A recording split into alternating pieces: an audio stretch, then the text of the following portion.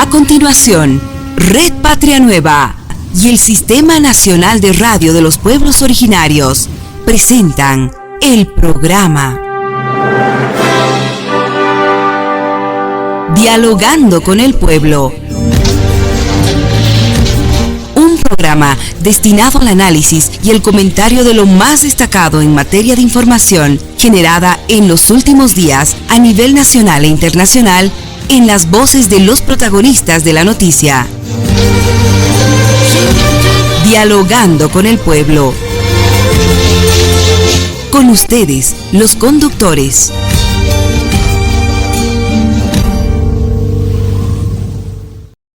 Hola, ¿cómo están? Bienvenidos, bienvenidas al Dialogando con el Pueblo a través del Sistema Nacional de Radios de los Pueblos Originarios, la Red Patria Nueva, el periódico Ahora el Pueblo, a través también de la señal satelital de la Internet, el satélite Tupac Katari.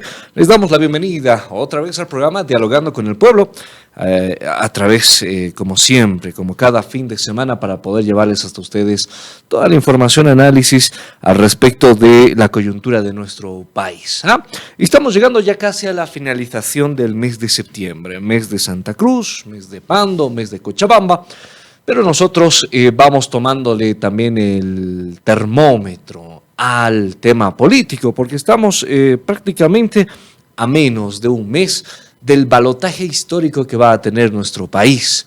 Una segunda vuelta entre el Partido Demócrata Cristiano y la Alianza Libre, esto liderado por Quiroga Ramírez y también Paz Pereira. Es por eso que a lo largo de estos programas vamos a repasar las propuestas rumbo también a que la gente pueda conocer las propuestas en lo económico, en lo social, con autoridades que ya son electas para la siguiente Asamblea Legislativa. Si bien esta transición sucederá el próximo 8 de noviembre, hay todavía mucha información que necesitamos nosotros como medio de comunicación difundir para que usted pueda tomar la decisión al momento de ir a hacer su voto. Así que para esta ocasión nosotros vamos a presentar por la Alianza Libre a María Elena Pachacute Ticona. Ella va a ser senadora suplente de José Manuel Ormachea Mendieta y va a también conformar la siguiente asamblea. Actualmente ella es diputada también y vamos a hablar de estos temas que son importantes en propuestas, obviamente, para la población. Diputada, ¿cómo está? Muchas gracias por asistir a la invitación y es un gusto tenerla acá en la radio. Bienvenida. Gracias, Marcelo, un gusto conocerte, gracias, es la primera vez que estoy en este programa. Saludar a las radios de los pueblos originarios, esperemos que no sea la primera ni la última, y siempre creo que es importante estar de cara al país, de cara al ciudadano y ver las expectativas que tenemos como parlamentarios también, ya finalizando y en otros casos, como lo has mencionado, iniciando una nueva etapa, una nueva legislatura. Muy bien. Diputada, en este momento, ¿a quién nos representa? ¿Cómo fue la forma en la que él llegó a la Asamblea Legislativa en la actualidad? Así es, yo debo agradecer siempre a mi mentor, que es Carlos Mesa Gisbert. Me invitó como parlamentaria titular, como diputada plurinominal el año 2020. También participamos el 2019 y tú sabrás, Marcelo, ha habido una coyuntura bastante conflictiva el 2019 y en ese entendido el 2020, bueno, pues se logró que haya elecciones generales en Bolivia y se conformase, ¿no?, como es el ente parlamentario. Yo feliz, contenta porque me ha dado Carlos Mesa la oportunidad de servir a mi país, de conocer las expectativas desde mi pueblo, desde la ciudad del Alto, de las 20 provincias y este ente, ¿no?, diputado nacional. Nosotros tenemos la atribución, la función de servir a los 9 departamentos, a los 368 municipios. Por lo menos yo tengo en tema de fiscalización unas 280 peticiones de informe escrito, tanto oral, tanto minutas de comunicación, recomendaciones, ¿no?, siempre trabajando en tenor de la ciudadanía. Tenemos 27 proyectos de ley, una de ellas el proyecto de ley de los cholets, que no ha podido culminar en esta legislatura. Y bueno, en gestión hemos podido trabajar en territorios como en Tarija, el tema de la minería en el norte de los Yungas de La Paz, en temas amplios en cuanto a los artistas, a los músicos, tantas cosas. Mira, Marcelo, y yo al pueblo le digo de verdad gracias, porque en un momento decían que la oposición no puede hacer nada. Yo creo que cuando hay voluntad política, no importa del lado en el cual vengas, si tienes voluntad de trabajar, si tienes la voluntad de participar, si tienes la voluntad de conectarte con la gente, yo creo que se puede llegar. Además, yo era una de las diputadas que, como en el colegio, presentaba cada año mi informe a la jefatura de la bancada de Comunidad Ciudadana, ¿no? En cuanto a fiscalización, en cuanto a gestión y en cuanto a legislación. Yo agradezco mucho el apoyo, el respaldo, porque también hay gente bastante agradecida, Marcelo, que te dice, Pacha, mira, nadie se había preocupado por nosotros. En cuanto a los artistas, por ejemplo, hemos dado grandes homenajes, reconocimientos, porque yo creo que Bolivia, más allá de ser un país extractivista, puede vivir de turismo y puede vivir de cultura también. Es una tarea constante que hemos visto a lo largo de estos años. Muy bien, diputada, eso fue en el ciclo que está cerrando. Ahora cuéntenos cómo va a ser esta nueva faceta, por qué el acercamiento a Libre, cuéntenos cómo va a ser ahora esta nueva función, ahora como senadora que va a asumir a partir del próximo 8 de noviembre. Así es, mira, Marcelo, yo inicié, y al país también decirle, como activista, ¿no? Era activista en San Pablo, Brasil, de los costureros bolivianos que trabajamos 18 horas al día y hay vulneraciones de nuestros derechos. Entonces, desde ahí nace un tenor de activismo, de hacer la lucha, de buscar la igualdad, allá por los años 2011. Entonces retorné a Bolivia, en Bolivia estaba en la Universidad Pública del Alto, vi también la situación crítica del déficit económico que estaba viviendo esta casa de estudios y también participé en el 21F, ¿no? Tú sabes que también la juventud en su momento decíamos que es importante la renovación, el cambio de las personalidades políticas, y en ese entonces Evo Morales quería perpetuarse en el poder y muchos salimos a la palestra de manera voluntariosa, de manera activista. A esto se le dice activismo, no vengo de la dirigencia, pero sí del activismo, aunque también fui presidenta de zona, presidente de juntas de vecinos. Creo que es algo que uno tiene que conocer en carne propia para poder liderar en un momento este país. Entonces, de acuerdo a ese activismo, yo considero, Marcelo, que en nuestro país, si bien se ha visto el tema de la pandemia, se ha visto las elecciones del 2020, de por medio sigue peligrando la democracia. Es decir, sigue habiendo gente como Evo Morales que no quieren dejar el poder, y creo que la democracia debe encargarse de colocar a los personajes en el momento pertinente. Yo apoyo siempre una elección democrática y mi inclinación es siempre al liberalismo. Yo estudié comercio internacional. ¿Usted es licenciada? Sí, tengo una licenciatura en comercio internacional, soy emprendedora, soy comunicadora social también. Vengo del Alto, Marcelo, ¿no? En el Alto generalmente hacemos de todo un poco porque es la sobrevivencia en la cual buscamos. Por eso el Alto también ha desarrollado ese progreso debido al trabajo de nosotros como alteños. Entonces, yo considero que es un trabajo no terminado y yo agradezco mucho a Libre, a Tuto Quiroga, por la invitación que se me ha hecho, porque la Alianza Libre entiende que Bolivia es diversidad, entiende que Bolivia busca la unidad, la representatividad, y eso han visto en mi persona, ¿no? Porque yo represento a la ciudad del Alto, soy aymara hablante, entonces a veces los partidos de derecha o de oposición son bastante estigmatizados en el sentido de que son partidos de caras, totalmente falso. Sin presencia del área rural, parece. Exacto, ¿no? Carlos Mesa ha dado más bien ese paso gigantesco porque había representatividad, había equidad, había el tema de la juventud, de la experiencia. Y creo que Tuto Quiroga, la Alianza Libre, ve ese mismo camino en nuestra Bolivia, que tiene que haber esa complementariedad, esa unidad, esa diversidad, esa representatividad. Yo feliz, muy contenta de formar parte de la Alianza Libre de Tuto Quiroga. Y bueno, pues ahí está también Luis Vázquez Villamor, que era exalcalde de la ciudad del Alto, una persona de Charazani, estimado Marcelo. Entonces, Charazani. Bolivia es un complemento, dejemos de odiarnos entre caras, entre campesinos. Yo creo que eso es simplemente un discurso político. Creo que los bolivianos y sobre todo la juventud queremos mirar al futuro, no mirar al pasado, porque en el pasado podemos tener nuestras divergencias.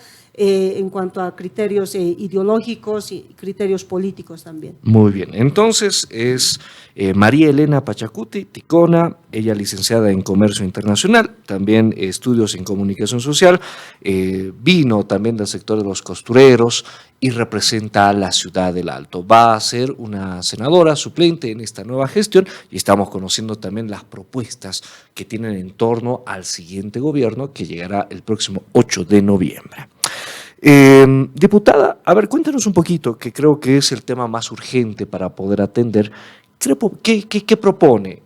3 pilares fundamentales en lo económico de Libre para una siguiente gestión en el caso de llegar a la victoria en el balotaje. Gracias, Marcelo, por la pregunta. Creo que los bolivianos han tenido un abanico, ¿no? El 17 de agosto de ver varios partidos políticos, varios binomios.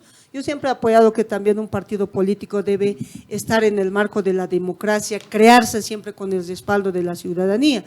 Y yo veía los programas de gobierno. Y la Alianza Libre tiene una propuesta fundamental, una pirámide fundamental que se llama estabilidad económica. Marcelo, creo que tú y yo vivimos todo, yo vivo en el Alto, o sea, fila para todo, fila para tomar el transporte, fila para la carne, fila para el aceite. O sea, Bolivia está viviendo una crisis económica galopante, pero está viviendo también totalmente una inestabilidad. Los antecedentes y los porqués creo que los bolivianos ya sabemos, ¿cierto? Entonces la Alianza Libre propone primero resolver el tema de la inflación económica. Acudiendo a organismos internacionales, sí, porque es mentir a la población boliviana decirle, ¿sabe qué? Yo voy a hacer que Papá Noel traiga dólares o vamos a sacar de la tierra ciertos dólares, es totalmente falso.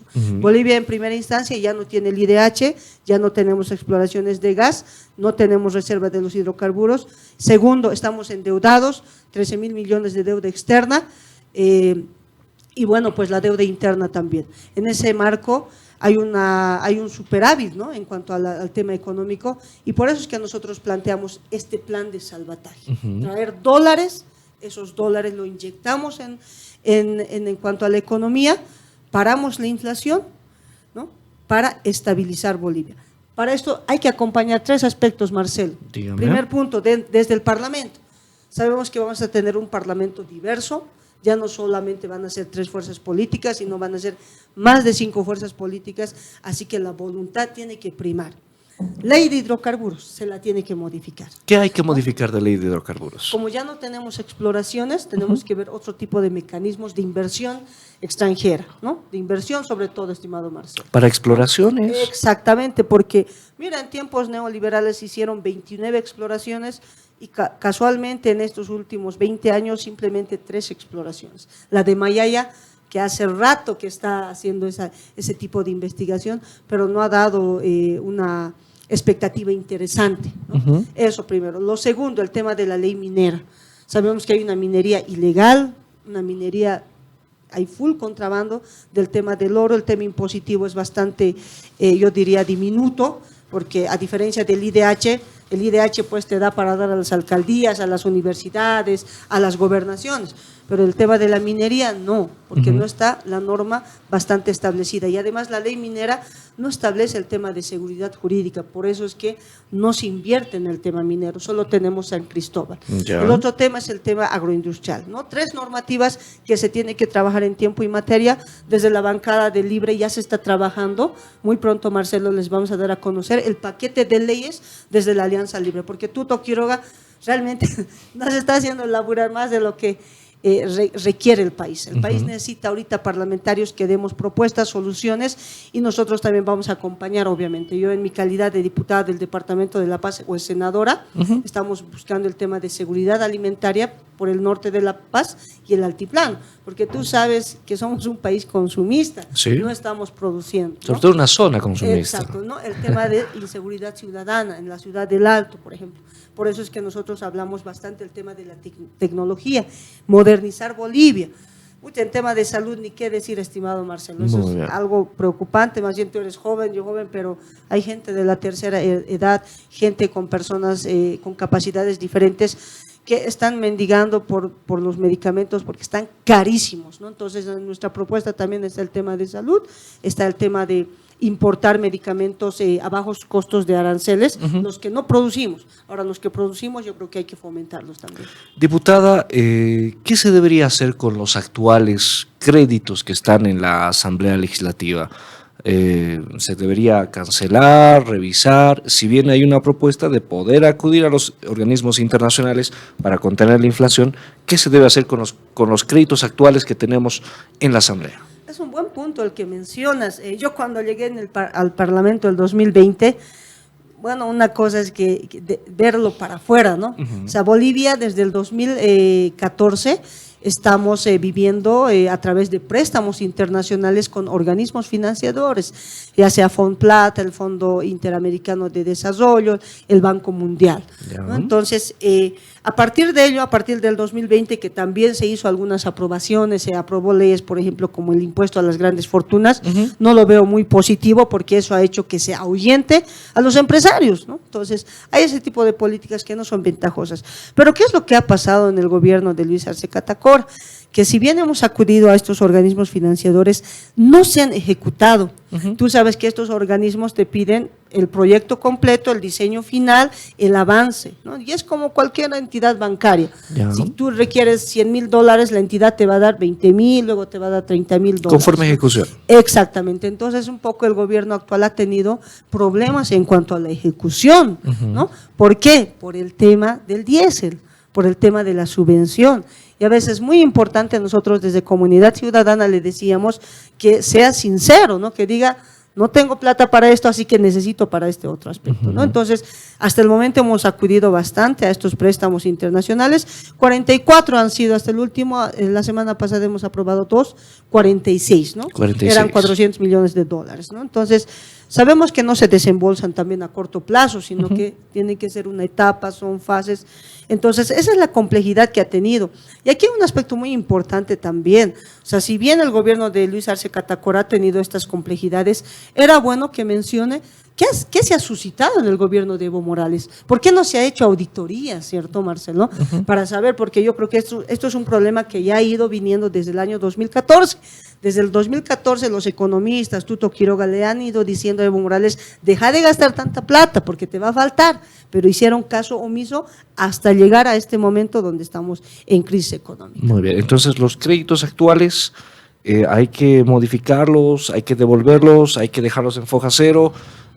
¿Cómo se va a actuar en el caso de los parlamentarios de Libre en esta siguiente asamblea? No es muy sencillo, no es muy sencillo, o sea, a veces la gente piensa que lo puedes devolver o puedes cesar. Son contratos, son préstamos internacionales a 15 a 20 años plazo. Esos son los que ya se han aprobado. Yo me refiero a los que están pendientes en la asamblea, los que siguen en comisión, siguen en diputados, en senadores. ¿Qué se debe hacer con esos créditos que están todavía en la legislación boliviana? Primero hay que resolver el tema de la subvención, el tema del diésel, el tema de la hiperinflación, porque si no, Marcelo, se va a seguir desviando y eso no queremos en nuestro país. Hay que decirle la verdad. Entonces se tiene que verificar estos préstamos y además si se van a volver a reprogramar o son proyectos de ley que se tienen que reprogramar a partir del 8 de noviembre, ¿no? La pueden volver a plantear. No, es un término parlamentario, mil disculpas. Entonces es lo que se va a suscitar. Generalmente en el Parlamento de cada 10 proyectos de ley, 8 vienen del gobierno y 2 de los parlamentarios. Es lo que ha suscitado, ¿no? Entonces entenderás que siempre ha habido a veces una línea política, el hecho de aprobar estos créditos, y como ha habido una división interna en el oficialismo, ha hecho que se estanquen y no se aprueben, ¿no? Se han pisado la cola entre ellos, es lo que se ha suscitado. Muy bien, entonces hay que revisarlos. Exacto. Muy bien, perfecto. Tocó el tema muy importante y que creo que está ya en la mesa de todos para poder dialogar, debatir, la subvención. ¿Qué propone Libre en torno a la subvención? Simplemente de carburantes vamos a hablar en esta ocasión, porque hay subvención a la harina, subvención al trigo, hay un montón de subvención. Hablemos simplemente de carburantes y a la gente que nos está escuchando, ¿qué va a pasar con el diésel y la gasolina? La propuesta de Libre en caso de poder ser presidencia en la siguiente gestión. Así es, nuestra propuesta ha sido numérica, $12,000 millones, justamente, para resolver el tema de la subvención. Una vez que tengamos los dólares, compramos sin problemas, porque el Fondo Monetario Internacional, la ventaja que tiene es de libre disponibilidad, a diferencia de los otros organismos financiadores. El BID, te decía que ellos te piden a diseño final, y si son para hospitales, para colegios, carreteras, es con nombre y apellido. Entonces nosotros planteamos una propuesta seria, responsable, transparente, 12.000 millones de dólares para el tema de la subvención. Por otro lado, es irresponsable decir que vamos a quitarla de la noche a la mañana. Tiene que ser algo gradual y además de focalizar a quienes realmente, Marcelo, tenemos que subvencionar.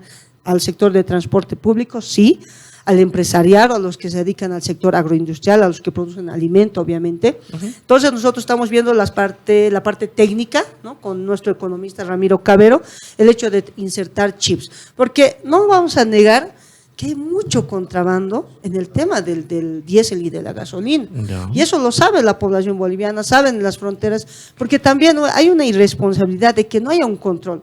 Nosotros planteamos un control estricto, sumamente estricto, en el sentido de que se pueda disminuir este tipo de contrabando, de que se esté exportando, o mejor dicho, se esté llevando nuestra gasolina, nuestro diésel, porque en cuanto al precio, obviamente, ¿no?, sale muy barato en Bolivia, y conveniente venderlo a Perú o Argentina. Entonces, es lo que planteamos. Muy bien. Diputada, ¿qué opina usted al respecto de estas voces que hubieron directamente desde la asamblea? No recuerdo si fue Urquidi, que trajo un señor con un casco, no sé si es profesional, Ludwig Sánchez. ¿Qué opina usted al respecto? Que instauraron en la población de que la subvención no existe, de que se puede traer gasolina, diésel a 3.50, 3.60 bolivianos. ¿Qué opina al respecto de aquello? Porque uno sale a la calle, habla con la gente, habla con los taxistas y dice, la subvención no existe, la subvención no es tal. Pero vamos a las fronteras y pasas unos cuantos metros y en Bolivia es barato, en Perú es más caro, en Brasil es la misma situación. ¿Cómo ves esa situación de desinformación al momento de tocar este tema de la subvención? Yo considero que se tiene que actuar con responsabilidad. Nosotros como bancada de Comunidad Ciudadana hemos tenido una línea sumamente responsable, ¿no? En primera instancia ya será el nuevo gobierno, serán los nuevos parlamentarios. Y cuando te hablo de reformular el tema de la ley de hidrocarburos, de ver los mecanismos de auditoría y de fiscalización, porque Marcelo, no podemos fiscalizar, porque recordate que YPFB es sociedad anónima, son sociedades corporativas. Es privada. Exactamente, son empresas privadas, por lo tanto es muy complicado fiscalizar o hacer una auditoría. La respuesta, nosotros cuando emitíamos estas peticiones de informe escrito, la respuesta era tal cual: ustedes no se pueden inmiscuir en temas privados. Ahora, de que haya personas, terceras personas, que a modo de quizá buscar un protagonismo, salgan a la palestra, pero yo creo que es importante mostrar datos técnicos. Obviamente, mira que nosotros hemos estado en la comisión del caso Botrading. Sí se ha podido evidenciar compras irregulares y todo lo demás. Ya se aprobó el informe en la Cámara de Diputados, y ahora este informe de la Cámara de Diputados claramente dice: el Ministerio Público, una vez aprobado este informe, emitirá las resoluciones y actuará bajo oficio. Entonces ya está en manos del Ministerio Público del caso Botrading. Yo creo que es una investigación de la Comisión Mixta, una investigación por lo menos seria, claro, ¿no?, con documentación. Son creo que 110 o 140 páginas. Diputada, en esta investigación que hicieron en la Comisión Mixta de Botrading, ¿participaron expertos? O no sé, tal vez alguna otra concesionaria del Perú que dijo esto se trabaja así, allá, o se trabajaron simplemente en asambleístas. ¿Cómo se trabajó este informe del Botrading? Bueno, mira, esta comisión estaba conformada en su mayoría por el oficialismo y 3 de oposición. Ellos han estado permanentemente en sesiones internas de esta comisión. Y bueno, nos han simplemente emitido un informe a nosotros, pero hasta donde tengo entendido es por votación. Si tú quieres convocar, o sea, a la empresa de Paraguay, es por votación. En muchos de los casos se ha rechazado el hecho de convocar a esos testigos, personas involucradas, gerentes con cargos importantes. Entonces eso hace a veces que no haya una objetividad en cuanto a esta investigación, ¿no? Porque dice Comisión de Investigación del caso Botrail. Eso es lo que he entendido y eso es lo que sucede, estimado Marcelo, en el Congreso. Claro, porque muchas veces se puede entender de una forma distinta cuando hablamos de temas técnicos, sucede en el área petrolera, en computación, y existen para eso los profesionales indicados e idóneos para poder hacer una investigación. Eso es importante. Mira, aclaro un punto, ¿no? Ahí sí el equipo de la comisión mixta debe de tener un equipo jurídico, un equipo técnico entendido en la materia. Claro. Entonces, pero esto ya depende del presidente de esa comisión. ¿Quién fue presidente de esa comisión? Era alguien del oficialismo, creo que es jefe de bancada nacional del oficialismo. Ya, entonces depende también la comisión. Bien, perfecto. Diputada, una de las propuestas que también generó mucho debate fue la nacionalización de los autos indocumentados, popularmente conocido como chutos. Esta propuesta fue inicialmente por el PDC, pero posteriormente también se lo escuchó a Quiroga Ramírez, a Juan Pablo Velasco, también proponer este aspecto de la nacionalización. ¿Nos explica, por favor, cómo, a grandes rasgos, se va a hacer, no se va a hacer? ¿Está todavía en evaluación? ¿Nos explica la posición de Libre en torno al tema de nacionalización con los autos indocumentados? Mira, yo estudié comercio internacional y tenía un afán en mi investigación de reducir el tema del contrabando. ¿Por qué Bolivia era un país de contrabando, al ser un país mediterráneo? En la conclusión de mi tesis simplemente culminé en que era importante valorar el producto boliviano, el producto nuestro, el consumir lo nuestro. Era insulso poner temas impositivos altos o reducirlos, el tema de los aranceles, el tema normativo, poner quizá penas bastante duras en cuanto a aquellos contrabandistas, ¿no? Pero tú dirás, Marcelo, Bolivia no produce autos, pero tenemos la capacidad de producir, de fabricar movilidades. Desde mi punto de vista, sí tenemos esa capacidad. Lo que no tenemos es el tema de inversión. Porque si nosotros fabricáramos movilidades, que no es un sueño lejano, que tenemos esa capacidad, dejaríamos pues de este tipo de ilícitos, ¿cierto? Bolivia, te decía que es un país consumista, ni una aguja podemos fabricar. Entonces yo creo que parte por una política, un plan, un programa de desarrollo. Yo creo que están actuando de manera irresponsable por querer quizá agradarle a este sector, porque sabemos que es un sector grande el tema de los autos, quienes se dedican a este tipo de ilícito, ¿no? Los autos indocumentados. Y ojo, tenemos que diferenciar entre autos indocumentados y autos robados. O sea, mira que Chile se ha manifestado ante esa situación, porque uno de los candidatos lamentablemente dijo ciertas acciones que se cometen en Chile. Pero mira, Marcelo, seamos serios y responsables.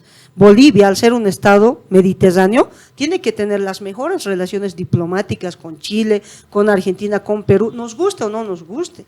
Y tiene que haber un acuerdo comercial en cuanto a seguridad también de los estados, de las fronteras. Y eso es lo que no ocurre. Entonces yo creo que tenemos que ser serios, ver ambas partes, ¿no? Sentarnos con el sector incluso, ¿cuál es su petición? Pero no podemos fomentar a la delincuencia porque, mira que alguien dijo, vamos a nacionalizar y se han incrementado los robos en Chile. Y eso no está bien, no puedes tener algo robado. E incluso en la Cámara de Diputados, el año 2023, se encontró un auto robado con placa chilena. O sea, eso, ¿quién queda mal, Marcelo? Quedamos mal los bolivianos, quedamos mal el Estado. Piensan que todos tenemos quizá esa mano larga de hacer esas cosas. Entonces, mira que hasta una parlamentaria nos ha faltado al respeto, diciendo que los bolivianos no tenemos aire en el oxígeno. Entonces, estamos llegando a ese tipo de simplemente el hecho de que un país sea diplomático por querer agradar a un sector, deciros, para mí ha sido irresponsable ese candidato que ha dicho, por decir, ni siquiera como tú dices, será especialista, conocerá la necesidad, conocerá la normativa. Entonces, prometen por prometer y creo que los bolivianos están hartos de ese tipo de políticos. Entonces, la posición personal suya, entiendo, va a ser evaluemos. Exactamente. En el Parlamento vamos a darles salidas a este tipo de problemáticas estructurales. Son problemas estructurales, estimado Marcelo, el tema del contrabando, ya sea de movilidad y de línea blanca, entre otras cosas. Muy bien.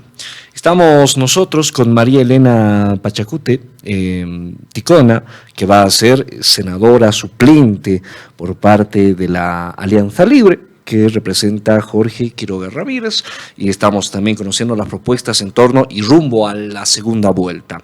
Hemos hablado de economía, subvención, nacionalización. Hablemos un poco de las empresas públicas, diputada. ¿Qué va a pasar con las empresas públicas en el caso de que Jorge Quiroga Ramírez y Juan Pablo Velasco asuman la presidencia y la vicepresidencia? Dios pagará Gilata, Marcelo. Gracias, Marcelo, por esa pregunta, porque ha habido una mentira en las provincias e incluso en la ciudad del Alto de que Tuto Quiroga va a privatizar. Nosotros en ningún momento hemos hablado de privatizar, porque ya te dije, hay empresas privadas que no hay por qué privatizarlas.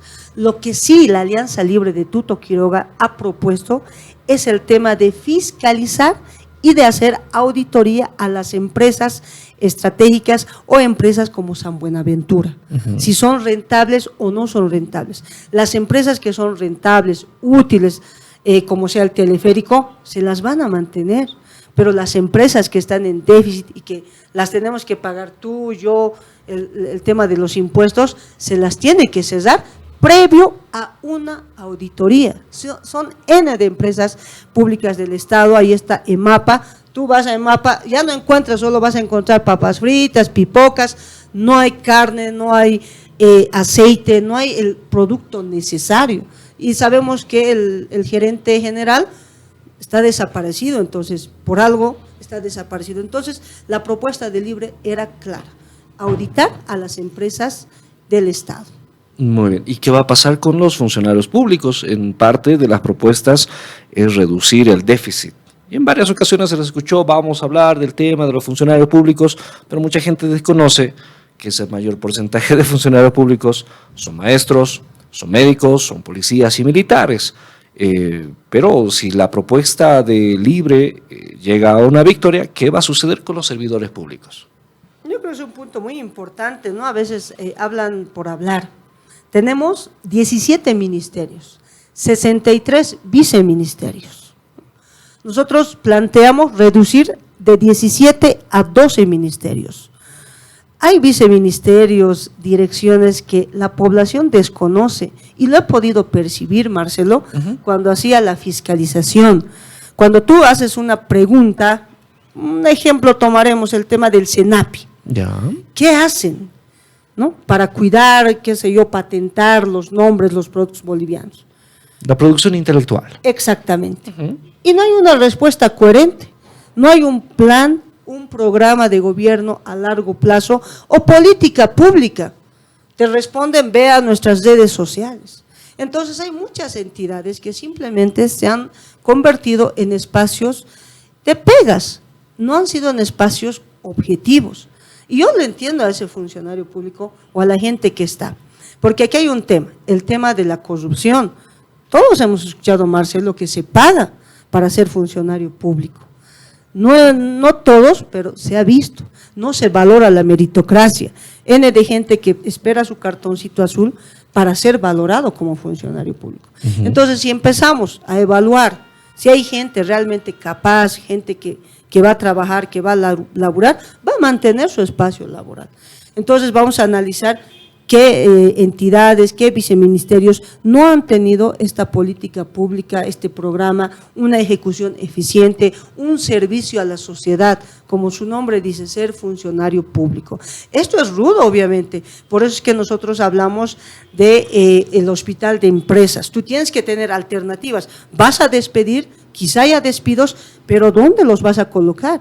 Para eso tiene que estar la inversión, para eso se tiene que generar también empresas. Entonces nosotros tenemos todo ese equilibrio. No podemos actuar de manera irresponsable y decir que vamos a despedir a medio mundo o que medio mundo es mediocre, falso. Hay excelentes personas profesionales, los he visto en la Asamblea, los he visto en los ministerios y en muchas entidades, así como tú mencionabas el tema de la Policía Boliviana, el tema de los maestros, es 10% del Producto Interno Bruto que se destina a estos aspectos, ¿no? Entonces nosotros estamos actuando con mucha coherencia, con mucho cuidado y al momento de dar estas propuestas a nivel del Estado, a nivel de las provincias, a nivel de la ciudad del Alto incluso. Cuesta, Marcelo, realmente, porque si no saldríamos a ser demagogos y diríamos pues ciertas cosas como se ha visto en el otro lado del PDC. Muy bien, entonces la respuesta de la futura senadora María Elena Pachacuti es de que va a existir una situación de evaluación, meritocracia, para poder tener a las personas idóneas en los cargos en el cual se los ha contratado. Diputada, cuéntenos un poco cómo ha visto este tema de la guerra sucia.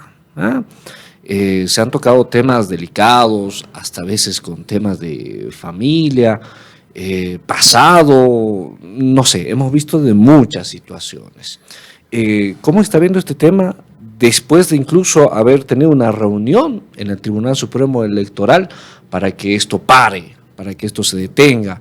Pero uno entra al Facebook, revisa 2 minutos, 3 minutos y vemos bastantes publicaciones muy polémicas. ¿Qué opina? ¿Cómo ha visto este tema de la guerra sucia a menos de un mes de la segunda vuelta, diputada? Sí, Marcelo, este término de guerra sucia yo lo escuchaba bastante en mis épocas de universidad, no hace mucho, cuando el contrincante se empieza a inventar situaciones tuyas. Desde ahí hasta ahora he vuelto a escuchar ese término, ¿no? La guerra sucia. Tenemos un árbitro que se llama Tribunal Supremo Electoral. Imagínate que se ha llegado hasta tener que rogarle a uno de los binomios, por favor, venía a firmar. Y eso a mí me parece no tener una actitud responsable con el país, coherente.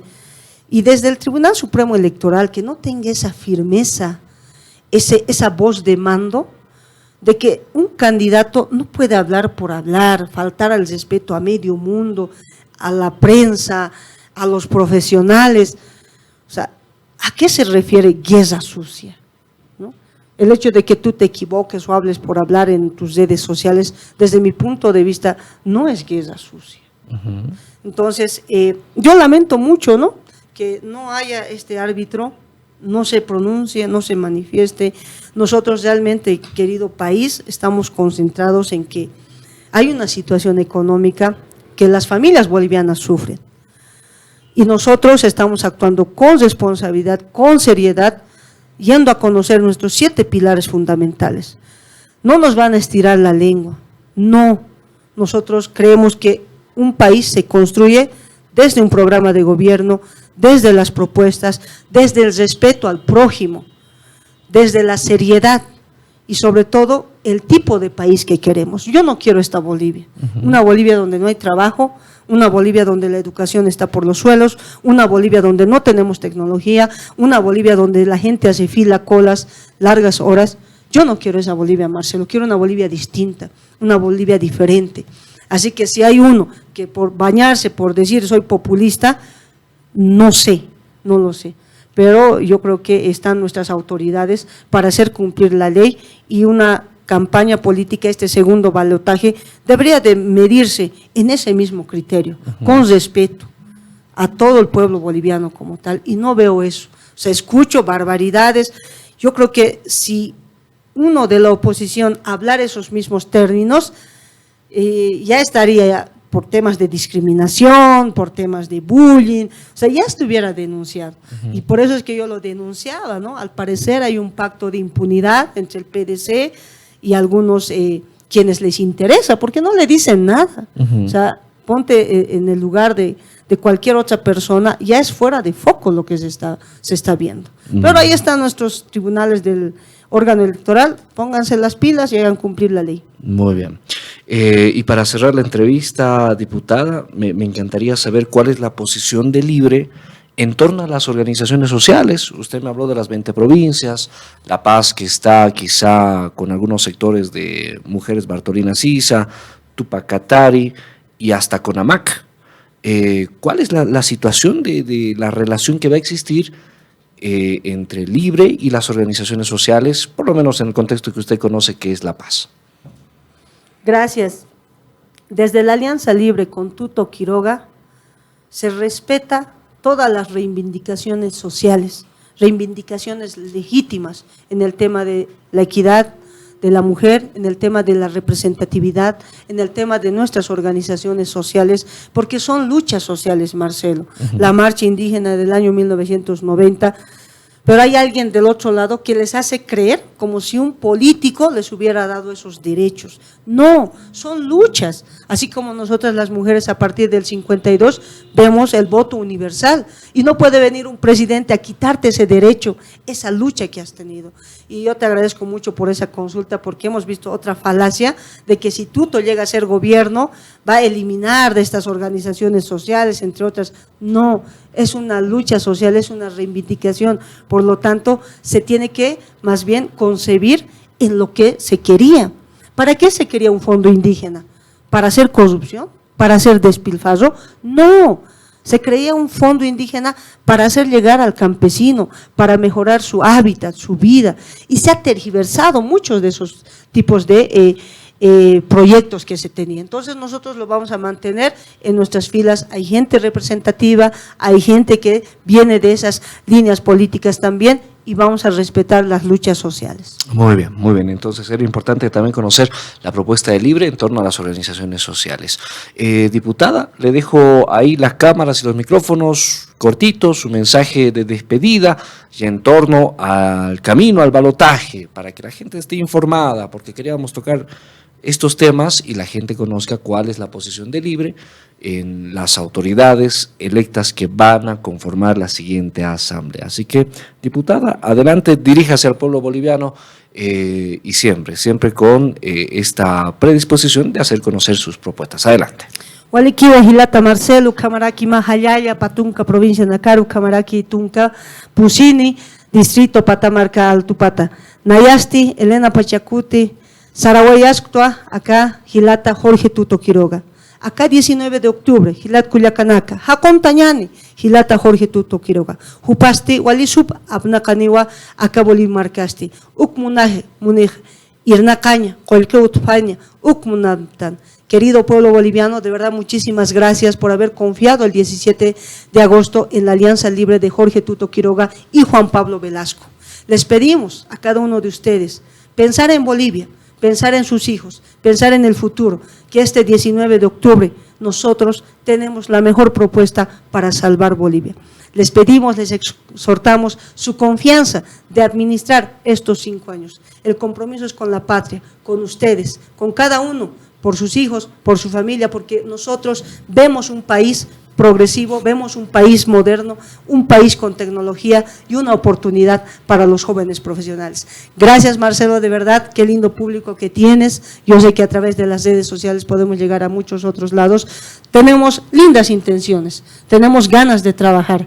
Y alguien decía, mientras seas joven, trabaja. Y lo voy a hacer. Lo hice estos 5 años y mi compromiso es con la patria. Lo volveré a hacer y vamos a darle continuidad a todo el trabajo que hemos hecho, porque vengo de una ciudad trabajadora, una ciudad emprendedora y sobre todo soy boliviana, porque cuando te vas de Bolivia amas más a tu país. Gracias, Marcelo, gracias, querido país. Muy bien, gracias. Le decimos a María Elena Pachacuti Ticona, quien va a ser senadora suplente del Departamento de La Paz. El titular será José Manuel Ormachea Mendieta, y lo hemos tenido acá en las propuestas. Y es por eso que estamos abriendo este espacio a través de las CRPOs y obviamente todo ese alcance y cobertura nacional. Tenemos la CRPOs Bolivia y también Red Patria Nueva junto al periódico Ahora el Pueblo.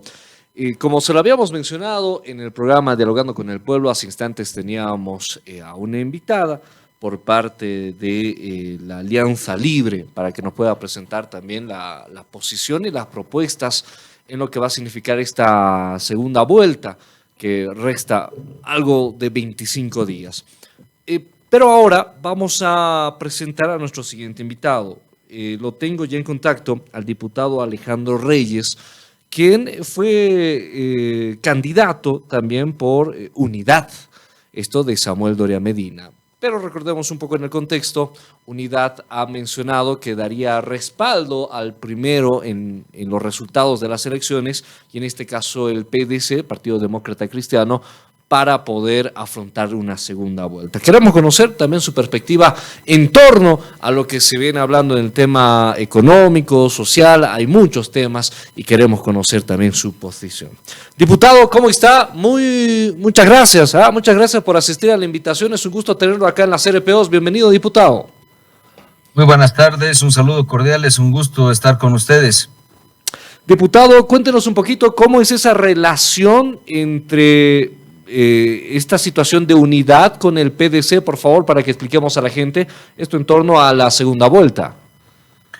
Bueno, primero decir que Samuel, cumpliendo su palabra de apoyar a quien gane en la primera vuelta, se iba a emitir un criterio y un apoyo. Nosotros hoy tenemos el rol ya no de ser protagonistas del balotaje, sino más bien de resguardar la elección, el balotaje y la institucionalidad de la próxima Cámara que se va a constituir. Por lo tanto, estamos en medio, hemos sido también invitados, ustedes sabrán, a una gira por los Estados Unidos con Rodrigo Paz, y es una invitación que se hizo extensiva también a otras fuerzas políticas, y en ese marco, en el marco de la gobernabilidad, es donde nosotros ingresamos a este plano de garantizar las reformas que se vayan a dar en el próximo gobierno. Por lo tanto, ahora sabemos que se están disputando las dos candidaturas, la presidencia del país, y nosotros, si bien no estamos al margen, queremos dejar en claro a los bolivianos que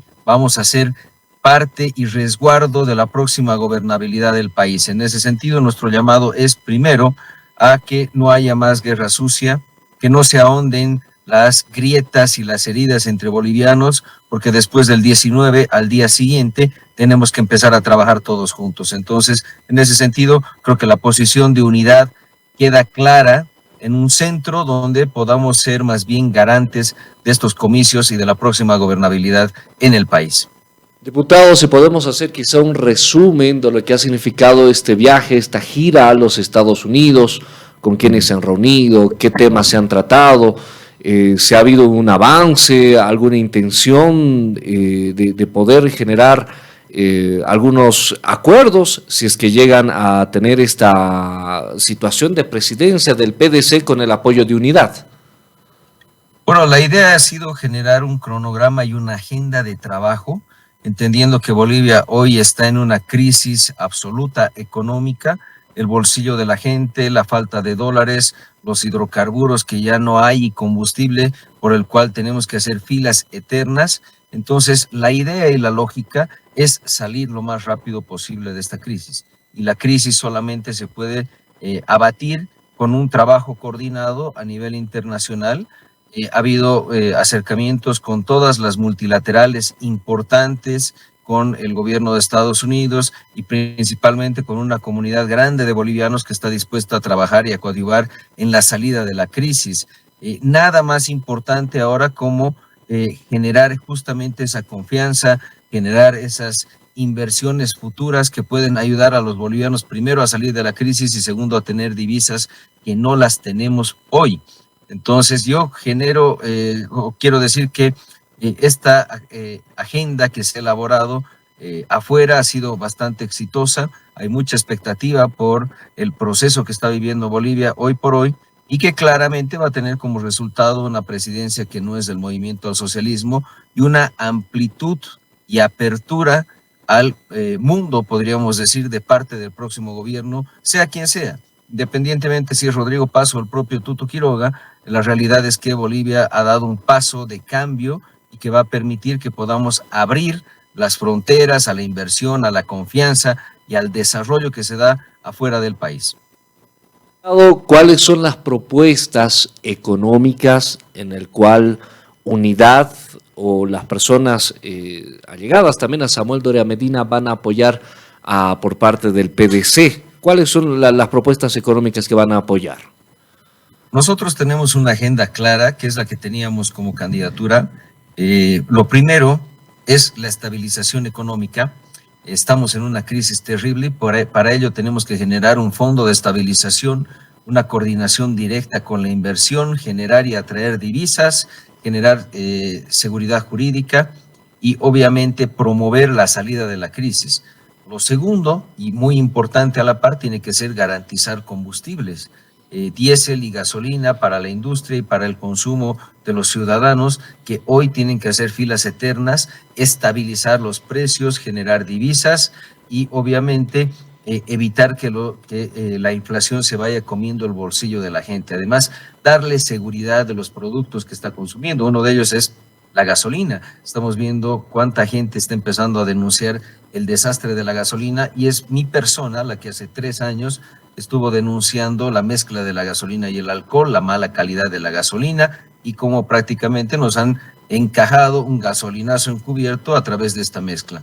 En todo caso, hay que reinstitucionalizar el país, hay que darle seguridad a la gente versus tanta violencia que estamos viviendo incluso por el tema del crimen organizado y obviamente las agendas de reforma judicial, algunas otras reformas económicas, el tema de las autonomías, todo eso está dentro de lo que ha sido el programa de unidad y que obviamente lo vamos a tratar de impulsar desde la Asamblea Legislativa con el próximo gobierno.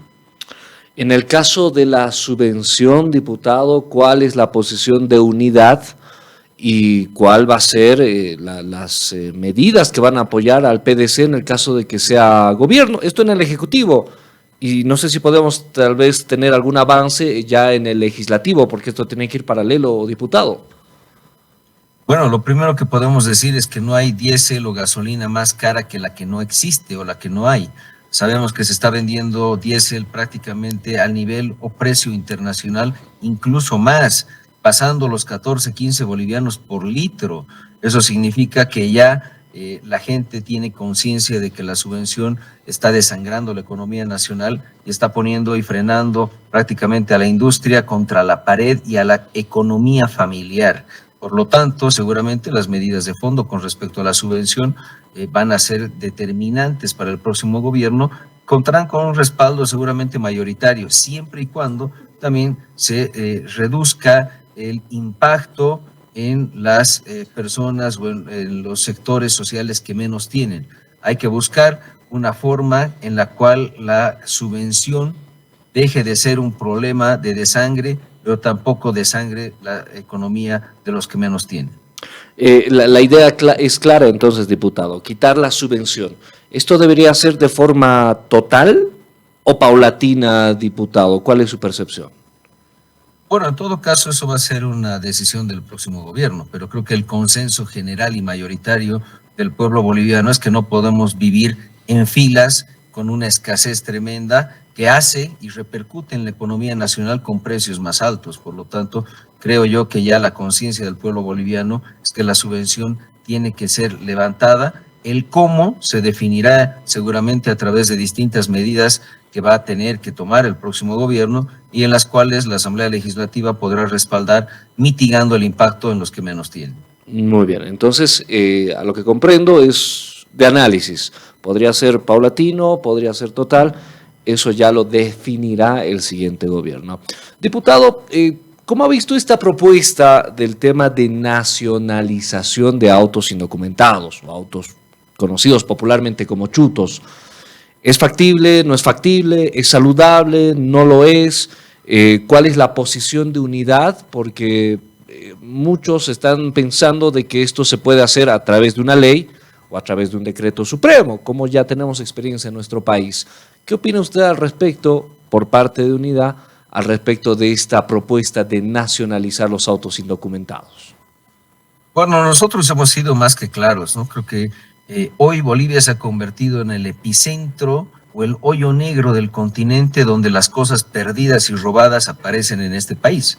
Entonces, no necesitamos primero aumentar y coadyuvar en el crimen organizado, que una de sus facetas es el robo de automóviles y otra, bueno, será pues el narcotráfico, etcétera, ¿no? Trata de tráfico y demás. Sin embargo, aliviar o incentivar a través de una nacionalización es totalmente perjudicial.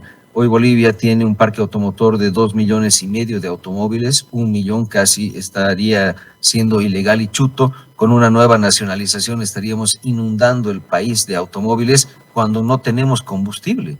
Eso es la paradoja del conflicto, porque imagínate tú, no tenemos combustible para los autos que tenemos hoy en el parque automotor, y sumarle 500,000 o más automóviles significa que ya la gasolina pues estará estirada al 50% con alcohol. Entonces, creo que en ese sentido, y hemos sido claros, no podemos permitir una nueva nacionalización, además que nos abre las fronteras del conflicto a los otros países. Ya tenemos un problema de fondo con Chile por los autos chutos, y con la Argentina y con Paraguay, por lo tanto nos va a generar un problema más de fondo, y creo que Bolivia tiene que replantearse primero la política económica y segundo la diplomacia.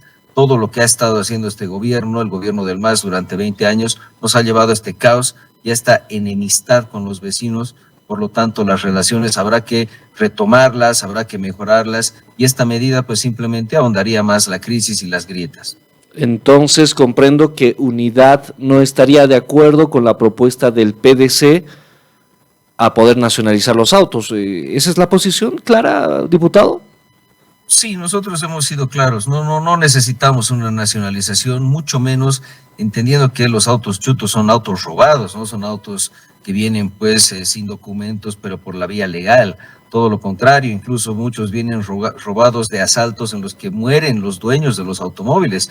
No queremos automóviles manchados con sangre, y menos aún cuando no podemos garantizar el combustible. Por lo tanto, hoy esa medida no es más que una acción de demagogia en la cual nosotros como Unidad no vamos a apoyar, y además queda claro, igual para el pueblo boliviano, de que la demagogia y el populismo, pues nosotros como bancada vamos a contener y vamos a enfrentar.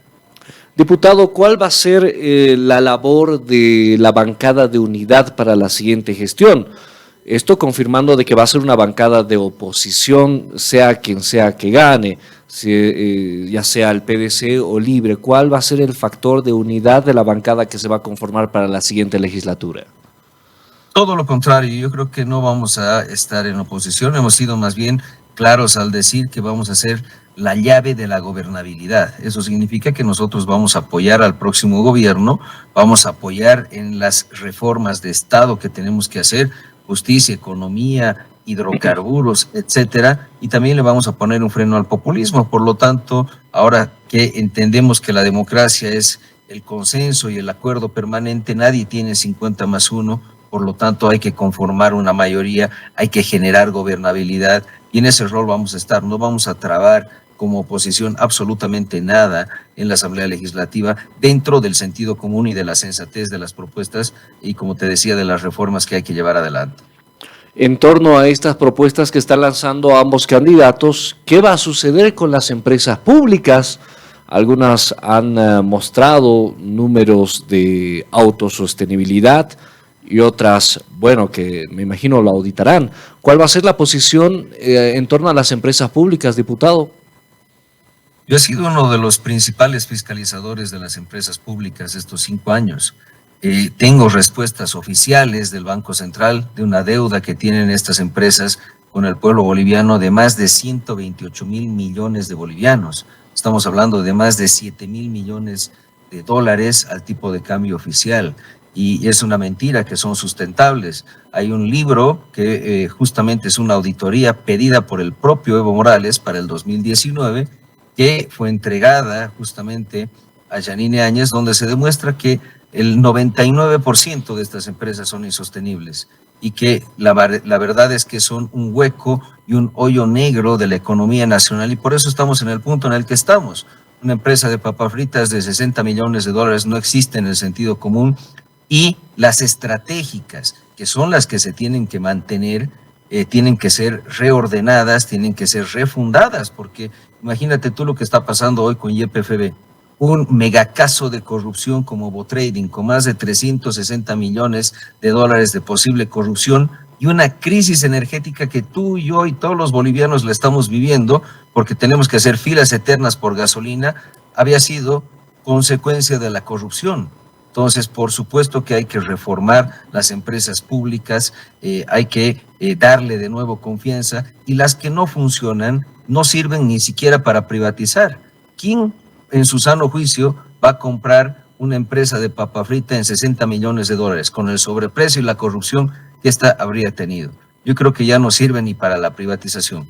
Yo creo que en este punto los bolivianos hemos entendido que las empresas públicas han servido para que se enriquezcan los jerarcas del movimiento al socialismo y que las empresas estratégicas, que son las que se deben mantener, hay que reordenarlas, refundarlas y, por supuesto, hacer una auditoría a fondo, porque Yacimientos en los 20 años de Evo Morales y de Luis Arce Catacora ha manejado casi 90.000 millones de dólares y hoy no tenemos ni para comprar combustible. Eso significa que la corrupción ha sido endémica y en eso hay que trabajar y habrá que refundar las empresas públicas ya desde el próximo gobierno con transparencia, sin corrupción y con una visión de Estado.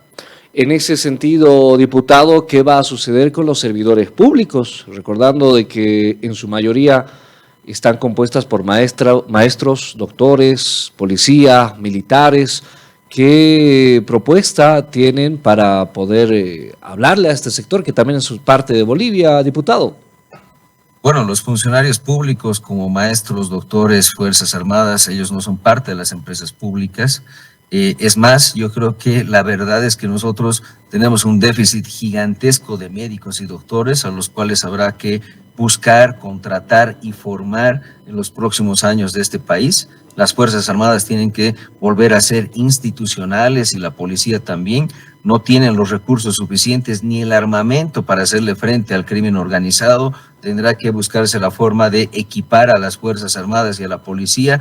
Y los maestros, tenemos un déficit de maestros muy grande en el país y además sabemos que tenemos que hacer una reforma educativa. Por lo tanto, yo creo que hay que hacer una reforma de fondo en muchas de las acciones y formas y obviamente la función pública, hay formas de no tener que despedir, hay formas de hacer eficiente el Estado. Sin embargo, mantener las empresas públicas que no han sido para nada públicas, han sido más bien un botín político, pues esas sí no pueden seguir consumiendo la plata y el bolsillo del pueblo boliviano, porque finalmente no seremos ni tú ni yo parte de esas empresas públicas, pero tú y yo las pagamos con nuestros impuestos y además no nos dan ningún rédito, ningún resultado, han terminado consumiendo la economía nacional. Hay que buscar la vuelta para que la economía vuelva a funcionar y que obviamente estas no sean cargas, no pueden ser los hijos bobos de un Estado, cuando en realidad el Estado tiene que avanzar hacia la eficiencia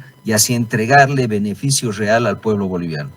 Diputado, en este entorno de alianza o por lo menos promesa cumplida de Samuel Doria Medina en apoyar al primer candidato, ¿con qué frecuencia se reúne Samuel Doria Medina con Rodrigo Paz o Edman Lara en esta cercanía? ¿Ha habido reuniones? ¿No ha existido? ¿Cómo se están tratando en este aspecto de poder generar ese apoyo? ¿O se verá en la parte final de la campaña? ¿Cómo están viendo ese tema, diputado? Los detalles no los tengo. Entiendo que hay una línea directa entre Rodrigo Paz y Samuel Doria Medina. Es una cuestión que se está manejando entre ellos. Y nosotros, como bancada, como te decimos, tenemos una línea directa con Samuel. Tenemos la misión de garantizar la elección y de garantizar la gobernabilidad. Por lo tanto, estamos trabajando justamente ya en el plano de la formación de nuestros cuadros, de nuestros diputados y de cómo se va a encarar la próxima gestión. Todo vendrá ya el momento después de la elección, es decir, el día 20, cuando ya sepamos quién es el que ha ganado y cómo se va a configurar el Estado, las alianzas y obviamente la gobernabilidad del país. Diputado, con su experiencia, ¿cómo se está formando a estos nuevos asambleístas que van a asumir el próximo 8 de noviembre?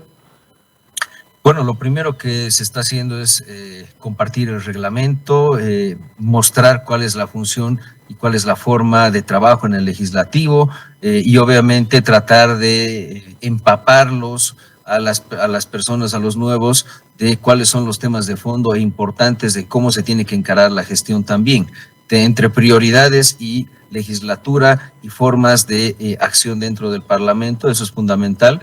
Y obviamente son 3 semanas y un poco más que tenemos, se está empezando la gente a formar en ello para tener pues gente con criterio el día 1 del inicio de gestiones. En este aspecto, diputado, en esta formación con los nuevos asambleístas, ¿Cuáles son las propuestas de los senadores, diputados de La Paz que van a poner, no sé, en los primeros 15 días, 20 días, un mes, 60 días, porque la tarea va a ser ardua? ¿Cuáles van a ser las propuestas para el Departamento de La Paz, donde usted también, comprendo que es del Departamento de La Paz, cuáles van a ser las propuestas para el Departamento natal? La principal propuesta es la solución del tema límites, que involucra el plano nacional con los niveles subnacionales y una gestión de prácticamente todas las alcaldías, la gobernación y la brigada de La Paz. Por otro lado, tenemos que generar estos consejos metropolitanos, porque La Paz tiene que proyectarse como una metrópoli, con los municipios interconectados, La Paz, Palca, Mecapaca, Chocalla, El Alto, Viacha. Todos los municipios grandes, intermedios y pequeños tendremos que interconectarlos y proyectarlos en el desarrollo. Esa va a ser la labor que principalmente voy a encarar yo, porque es parte de mi propuesta, y obviamente el esquema de la economía de los municipios, que también son interconectados, en los cuales el turismo tiene muchísimo que ver, y desde la política pública nacional se la puede incentivar a través de distintas normativas y de la inversión privada, que va de la mano también de la inversión pública que se puede hacer. En ese caso, yo estoy convencido que La Paz hoy requiere de la solución de la problemática de límites, un replanteamiento metropolitano y una concepción interconectada de todos estos municipios. Sobre ello vamos a trabajar desde la Asamblea Legislativa con la coordinación directa en el Ejecutivo y en los distintos niveles de gobierno. Por eso el día 1 iniciamos con esa gestión. Muy bien. Estamos en contacto junto al diputado Alejandro Reyes, quien fue candidato por la Alianza Unidad, que también están brindando un respaldo al PDC. Es por eso que estamos tocando un poquito las propuestas en varias esferas en esta entrevista. Diputado, ¿qué debería hacerse con los créditos que están todavía pendientes en la Asamblea, ya sea en la Cámara Alta, en la Cámara Baja? ¿Se deberían aprobar, rechazar, archivar? ¿Cuál es la posición de unidad al respecto de estos créditos que están en la Asamblea Legislativa con esta gestión? En mi percepción, yo creo que ningún crédito debe aprobarse con esta Asamblea, porque además no hay formas. No hay la posibilidad de aprobación de absolutamente nada, no tiene mayoría el movimiento del socialismo y las bancadas están fracturadas. Y además entender de que la política económica debe ser atribución de la próxima gestión. Falta un mes, faltan 3 semanas para que se vayan la actual gestión. Entonces no tiene sentido ahora apresurar o condicionar o extorsionar con créditos u otros proyectos de ley, cuando en realidad la política pública se va a rediseñar desde la próxima gestión, desde el próximo gobierno. En ese sentido, lo que se tiene que hacer hoy en la Asamblea Legislativa es una transición ordenada. Hay que buscar que más bien los presidentes de las cámaras empiecen a reunirse con sus bancadas, se elaboren documentos, que ellos elaboren informes de cuáles son los proyectos de ley con mayor importancia y prioridad y se los vaya pasando a las próximas bancadas. Eso tendría que ser una persona responsable con su trabajo, que estaría a la cabeza de las presidencias de las cámaras. Eso debiéramos esperar, una transición ordenada, más no el condicionamiento a aprobar ningún proyecto de ley. ¿Y qué pasa con la posición de Samuel Doria Medina, que ha solicitado aprobar los créditos, esto para dejar a la siguiente gestión, ya sea Quiroga Ramírez o Paz Pereira? ¿Cuál es la posición personal de usted y la que mencionó Samuel Doria Medina? Entiendo que el requerimiento de Samuel fue justamente por un crédito en específico, el crédito de JICA, que es un crédito que se rechazó y que por la cantidad de recursos podía garantizar la elección, el balotaje, etcétera, ¿no? Y dar un margen de cintura. Sin embargo, para el resto de otros créditos y proyectos de ley, por supuesto que no hay esa lógica ni ese consenso. Hoy Bolivia necesita más bien priorizar los temas y más bien ser transparente con la información. Los presidentes de las cámaras debieran transparentar lo que realmente está pasando, cuáles son las prioridades y avanzar más bien a esa transmisión de mando ordenada que tiene que darse en cualquier democracia. Muy bien. Diputado, en torno a las presidencias de cámaras, tanto de diputados y senadores, muchos de los seguidores de Jorge Quiroga, Jorge Tuto Quiroga, ha mencionado de que puede cambiarse esto en la presidencia, tanto en la Cámara Baja y senadores. ¿Es eso posible? ¿Cómo lo ve usted en su análisis? ¿Positivo, negativo? Porque en los últimos 20 años conocemos que los jefes de las cámaras han correspondido al partido con mayoría en esta asamblea. Pero Quiroga Ramírez propone hacer un cambio, de que exista otras presidencias. ¿Cómo ve estas propuestas de Libre en torno a las presidencias de ambas cámaras? Bueno, la realidad es que el reglamento es muy claro. Existe una primera mayoría y una segunda minoría. La primera mayoría debe ser constituida por el 50+1 de los parlamentarios. Ninguna fuerza política hoy tiene 50+1 de los parlamentarios, por lo tanto hay que constituir un bloque de mayoría y el resto será pues un bloque de minoría. En eso, por eso Unidad tiene la llave de la gobernabilidad. PDC con Unidad se constituye como un bloque de mayoría y se puede aplicar una presidencia, etcétera. Libre con Unidad tiene un bloque de mayoría y el resto es una primera minoría o la segunda minoría. Entonces, la realidad es bien simple. Como nadie tiene 50+1, hay que conformar esa mayoría. No nos sorprendamos con una presidencia de Cámara entonces de Libre o hasta de Unidad. Bueno, en todo caso, acá primero habrá que ver quién gana la elección, porque no veo congruente en el escenario, por ejemplo, supuesto escenario, donde gane el PDC con una presidencia de Libre, porque ellos, bueno, me parecería que inmediatamente pasan a ser oposición, entendiendo que el bloque de Unidad, que es la tercera fuerza, constituiría una mayoría con el PDC. Y la inversa también, o sea, si gana Tuto Quiroga, yo me imagino que Unidad se constituye en una nueva mayoría con Libre y el PDC y las otras fuerzas pasan a ser una minoría. Por lo tanto, difícilmente vamos a tener un ganador PDC, pero que se consolide una mayoría parlamentaria con el perdedor. Creo que eso no se va a dar. Claro, me refiero a la mayor cantidad de asambleístas en el cual han obtenido en la primera vuelta. Por eso hacía esa referencia. Muy bien, diputado, después del 8 de noviembre, ¿cuál va a ser el futuro de usted, Alejandro Reyes? ¿Va a dedicarse al sector privado, asesor? ¿Cuál va a ser el futuro de Alejandro Reyes posterior a esta gestión, diputado? Bueno, yo soy diputado reelecto, estoy justamente en la nueva bancada que se va a posesionar el 8 de noviembre, por lo tanto mi rol va a ser más bien el de coadyuvar en todas las reformas de Estado. Justamente con la experiencia que hemos acumulado en esta gestión, entendemos la labor legislativa y obviamente vamos a estar para coadyuvar en la gobernabilidad y en las reformas y además en la institucionalización, en la reinstitucionalización de la Cámara de Diputados, que ciertamente ha sido vapuleada durante esta última gestión. Muy bien. Diputado, ¿nos aclara, por favor, si es plurinominal, uninominal? Yo soy diputado electo por la circunscripción 7, uninominal de La Paz, de la zona sur, Palca, Mecapaca y Achocalla. Entonces, tengo ya la confianza del voto para esta nueva legislatura y por eso vamos a trabajar duramente en las reformas y en la gobernabilidad. Eso es importante, diputado. Entonces, vamos a tenerlo todavía en esta situación de legislar en los medios de comunicación, que va a ser muy importante, y las referencias en lo que se vendrá de la nueva Asamblea Legislativa. Diputado, ¿qué opina usted al respecto de esta guerra sucia que hemos visto en la primera vuelta y ahora en esta segunda vuelta? Las redes sociales han tomado un papel bastante importante en publicaciones en Facebook, TikTok, X, Instagram. ¿Cómo está viendo esta situación de guerra sucia ya en torno a estos dos partidos, Libre y el PDC?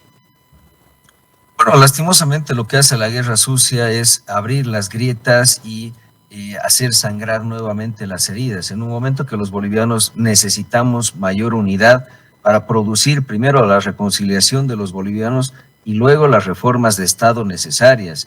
Después del día 19 de la elección, al día siguiente, el día 20, ya empieza otra etapa. Y en esta etapa, si la guerra sucia se intensifica y se abren posiciones y hay conflicto, va a ser mucho más difícil conseguir gobernabilidad. Por eso el llamado nuestro desde la unidad es buscar la reconciliación primero y obviamente que la guerra sucia no ahonde la crisis y la división entre los bolivianos, porque al día siguiente nos tendremos que sentar y trabajar pensando en el nuevo Estado, y para eso no puede haber heridas y grietas abiertas. Muy bien, muy bien. Diputado, también en las últimas horas se han publicado unas encuestas donde tiene preferencia Quiroga Ramírez sobre Paz Lara. ¿Cuál es su análisis? Las encuestas que han entrado en una situación de duda después de la primera vuelta, esto por lo que dice la gente y varios analistas políticos. ¿Qué opinión le merece a usted de estos resultados de las encuestas que se han publicado en las últimas horas? Bueno, mi percepción, yo creo que las encuestas son herramientas muy útiles para las campañas, pero en este punto, como tú bien decías, no van a jugar ningún rol de influencia, ni en el votante, y no debieran influir tampoco en las campañas. Véanos nomás a nosotros, que pensábamos que estábamos primeros y resulta que fue todo lo contrario el momento de la elección. Bolivia está pasando por un proceso donde el electorado en muchos casos define su voto el momento de la elección, es decir, el momento en que se enfrenta a la boleta electoral. Por lo tanto, es muy impredecible. Hay un margen de 20, incluso más por ciento, que puede definir su voto el momento de. Entonces, hay que tomar esto como una herramienta normal de medición y no más bien generar expectativas o falsas expectativas. Yo creo que ya nos hemos curado en sano sobre las encuestas, y en todo caso hoy creo que el pueblo boliviano, si tiene algo de cierto, es que el MAS quedó fuera de la contienda electoral y lo que se está definiendo es el próximo modelo de país que vamos a tener, en el cual ya el movimiento del socialismo no tiene ningún chance. Muy bien. Diputado, en torno al siguiente gobierno, en la posición de unidad, usted como diputado electo, ¿cuál va a ser el rol de las organizaciones sociales? Y le hablo en el contexto de La Paz, Tupac Katari, Bartolina Sisa, CONAMAC. ¿Cuál es la posición al respecto de esta situación de las organizaciones sociales, particularmente de La Paz? ¿Se los va a tomar en cuenta? ¿Se los va a llamar a consenso? Explíquenos, por favor. En mi percepción, yo creo que las organizaciones sociales van a ser tomadas en cuenta, van a tener una importancia suficiente como para generar gobernabilidad, pero sí, ya no creo que tengan un rol por encima del resto. Yo creo que las organizaciones sociales van a estar al igual o a la par que todos los ciudadanos, porque además eso amerita. Hemos tenido lastimosamente muchas organizaciones sociales que han estado muy por encima y además generando muchos posibles hechos de corrupción, pero eso no puede manchar ni su rol, pero tampoco puede permitir esta supremacía que existía en algún momento. Hoy Bolivia tiene la oportunidad de replantearse la relación del gobernante con el gobernado, y para ello todos tenemos que estar al mismo nivel y todos tenemos que tener las mismas responsabilidades y los mismos deberes. Entonces, yo creo que las organizaciones sociales son tan importantes como cualquier ciudadano. Muy bien, muy bien. Entonces es importante conocer aquello porque nuestra señal llega principalmente a las áreas rurales y nos han consultado cuáles han sido las propuestas. Escuchábamos en un bloque anterior de la propuesta de Libre, ahora de Unidad, y va a ser también importante poder escuchar la posición del PDC en torno a estas organizaciones que, bueno, tendrán sus reclamos, me imagino, en su momento. Diputado, ¿cuál es su compromiso? ¿Cuál es su compromiso en torno a esta nueva gestión? No sé si nos puede mencionar también las tareas ya finales de esta gestión que va terminando y las que vienen, que van a ser mucho más grandes, principalmente en el tema económico. Las que está finalizando y las que se viene, por favor, diputado, en torno a usted que va a ser diputado nacional reelecto. Vamos a concluir una etapa muy importante de elaboración y replanteamiento de muchos proyectos de ley que seguramente los vamos a impulsar nuevamente la próxima gestión, entre ellos el de la empresa familiar y el de visibilizar más aún el rol de emprendimiento y de la familia en la generación de empleo y de economía. Y por supuesto con el plano regional de La Paz. Mi compromiso está directo con la metrópoli, con recuperar los derechos prácticamente de los paceños que se han perdido hoy ante la pésima gestión de la Alcaldía de La Paz, y obviamente recuperar ese liderazgo que en algún momento tuvo La Paz. Y obviamente tenemos capital humano, tenemos jóvenes, tenemos prácticamente todo para poder recuperar ese sitial que hemos perdido. En ese sentido se va a trabajar en el plano nacional en las reformas importantes que hoy exige la gente para garantizar economía, para garantizar educación, para garantizar un futuro diferente, y también vamos a trabajar por recuperar el liderazgo regional de La Paz. Muy bien, eso es bastante importante, principalmente para el departamento pujante, es el segundo más habitado en Bolivia, sí, pero la diferencia no es mucha y las necesidades son bastantes. Diputado, quiero agradecerle por el contacto y sobre todo por esta conexión que nos ha otorgado y por el tiempo dispensado. Ha sido muy amable, muchas gracias. Muchísimas gracias a ustedes, un saludo cordial, hasta la próxima. Muy bien. Diputado Alejandro Reyes, diputado ratificado también por la Alianza Unidad y Samuel Doria Medina, que van a conformar la siguiente Asamblea Legislativa.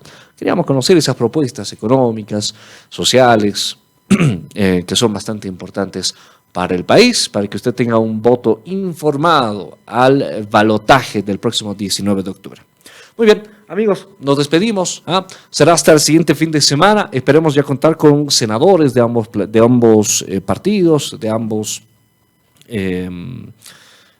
candidatos que van al balotaje, y también con sus asesores, voceros, para que usted tenga el voto informado para que pueda elegir. Así que agradezco a Elena Quispe en la coordinación, a Sergio Caro en la producción y también a Demarquis Ben. Han sido muy amables. Su servidor, Marcelo González. Nos reencontramos el próximo fin de semana. Un abrazo enorme. Permiso. Dialogando con el pueblo.